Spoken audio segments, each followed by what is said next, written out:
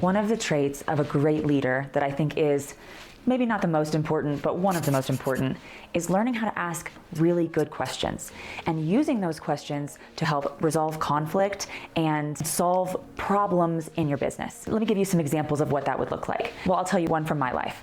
I had a customer service agent. She was scheduled to work 9 to 6 every day. That was her regular shift. She was consistently showing up between 9:15, 9:30, sometimes as late as like 9:40, 9:45. So the first solution is, she's a customer service agent. You have to be on time. You got to get on the phones. My supervisor came to me and said, I want to write her up. We're going to write her up 3 times and then she's gone. I'm tired of this. She can't be late every day.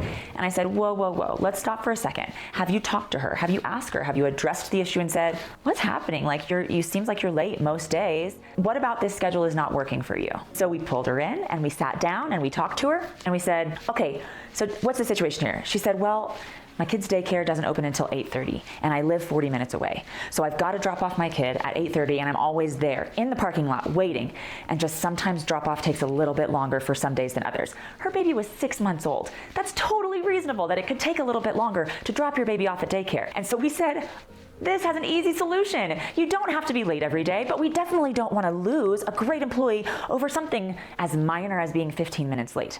So we've changed her schedule. Now she works 9:30 to 6:30. It works great for her because her husband can pick up the baby from daycare. She can work a little bit later, and she's not late every day. But if we had just gone at it with the rule book and said, you're late, that's it, nope, we're throwing the book at you, you're fired, I would have wasted all the money that it took to recruit her, all of the money that it took to train her correctly, and we would have just lost a great employee who was a wonderful culture fit over something as silly as being late. So I encourage you, ask really good questions. Another area, if you really want to power this up, right, is actually take a step back and even outside of business, learn how to ask really good questions to the people in your family. This could be a parent that you have a really strained relationship with, or maybe your kids. My son, when he was 10 years old, he had a really hard time getting his homework done. We went through a phase. It was, probably 6 or 8 weeks long. He's a great kid, but man, trying to get him to do his homework was like a battle. And I stopped after a while because every day it was, do your homework. I don't want to do it. I don't want to do it. Throw a fit, whatever. And so I stopped and I said, wait a minute. I know how to ask really good questions. This is a skill set I have. So I sat him down and I said, hey kid, what's going on? Like the next time he had homework to do, he didn't want to do it. What's the deal? He's like, I just had a really bad day. What about your day is really difficult? You know what it ended up being? He couldn't hear. He couldn't hear the teacher. He literally had so many issues with his ears that he couldn't hear the teacher, and he was struggling with his homework. He didn't want to do his homework because he didn't understand the concepts that he needed to understand in order to complete the homework. Oh man, talk about feeling like a really crappy mom.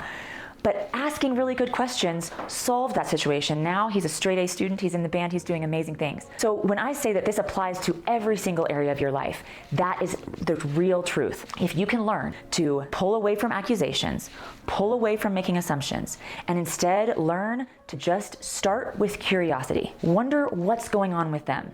Prioritize understanding over needing to be in control. Well, it will be transformational in your life, in your business, in your family, and for yourself.